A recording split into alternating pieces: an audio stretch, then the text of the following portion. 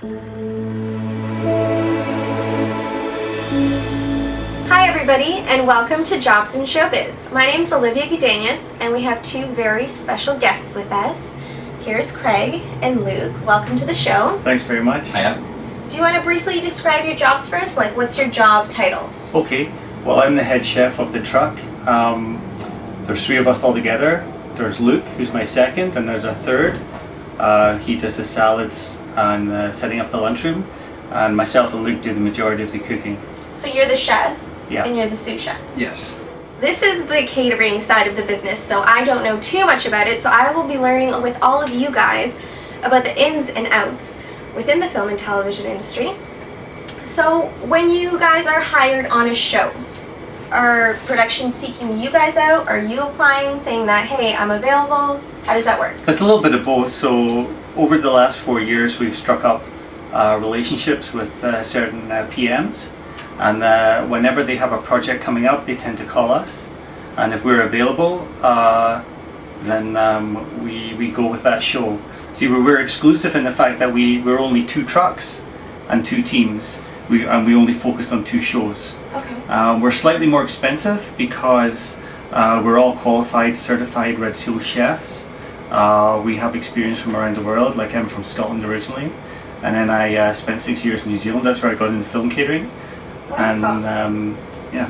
And what's your background? How did you come here? Actually through Craig. Craig met me at my first catering job in Bowmanville, that's where we're from, and since then he's just kind of guided me, mentored me, and I've moved up to be his second. I was his third for a year, and he treated me like crap, and I learned from him, and I went to school for a bit, and now I'm here as his second. Wonderful.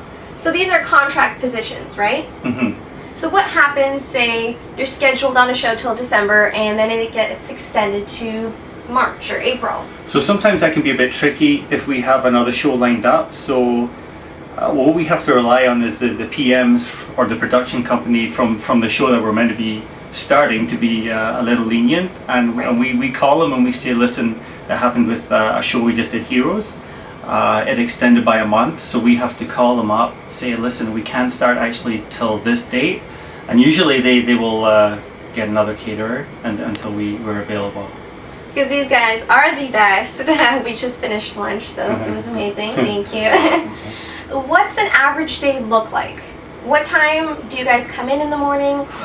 We do, it depends on the call time, but we do about 3 to 4 hours before we come on set. Okay. And on set we always try and give ourselves 6 hours of cooking time, 1 hour to set up the lunchroom and to sort ourselves out, and then about 5 hours on a usual day. Some days are a little harder by depending on the numbers, and also where we are. If we're on location, we go a little earlier. If we're on set right beside the lunchroom, we can cook things a little more better. So like, let's say we have peas or broccoli, we can steam it like 5 minutes before you guys eat it, so it's fresh right off the truck. For sure, we definitely appreciate that. Yeah.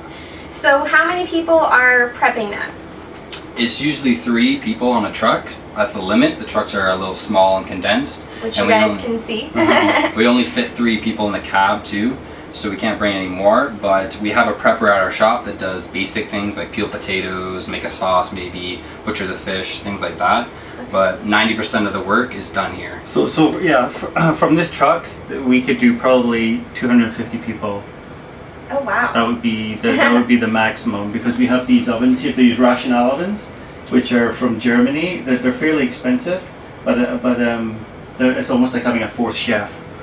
They're very technical, and it took me a while to get to master it, but they're definitely worth it. The best part about these ovens actually is its ability to do everything. It can do roast, it can do deep fry, it can do steaming, and that takes a lot from us having an easier job, an easier day.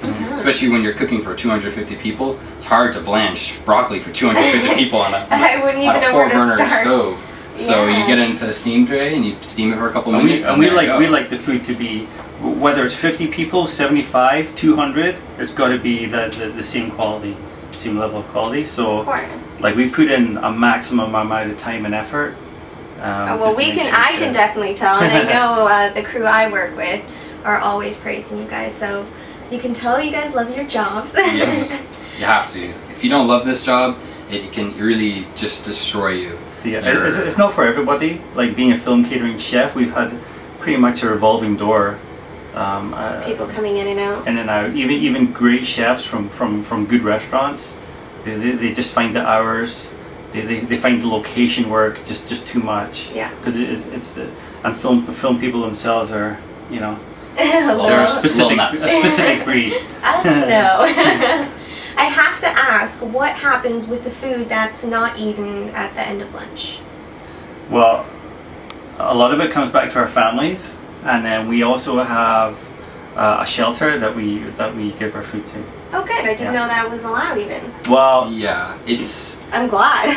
We supply it. They come to our shop and they pick up the food, but we only give them certain things. We try and treat the food just like if we were treating a film set. We wouldn't give them brown vegetables. We wouldn't get them over-dried meat. We'll try and keep that for ourselves and eat it for ourselves and give you nice fresh food. Mm-hmm. Yeah, and I like the fact that at the end of lunch we can always grab some more for ourselves too to take home. Of course, it makes our day easier. Yeah. I know my family appreciates it. So what's a challenging part about your job, say, that crew members don't realize? Okay. Well, ideas, because in film catering, it's not like a restaurant. We get paid a certain amount and we have a certain budget to keep, and we can't go over that budget. There's a limit to what we can make every week. We can't go out and get foie gras. You have to make amazing things out of basic products. You have to know what your crew likes, if they like spicy food, if they don't like spicy, if they've got a vegan, if they've got a gluten-free person. All the different food industries are all different. This is the most complicated one. I mean, when we're making menus, we have to keep in our minds the fact that film crews work extremely long hours, and it's up to us to fuel our bodies properly with good, clean, healthy food. That's always been our philosophy from day one, and that's a big challenge on us. It is, and that's what we try and project, because we're feeding a range of palates. It can be tricky and difficult. So who decides the menus? Are there usually I make the menus, but usually it can be a collaboration on our way home when we're stuck in traffic.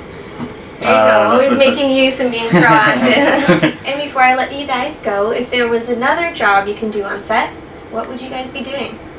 I would be a stand-in.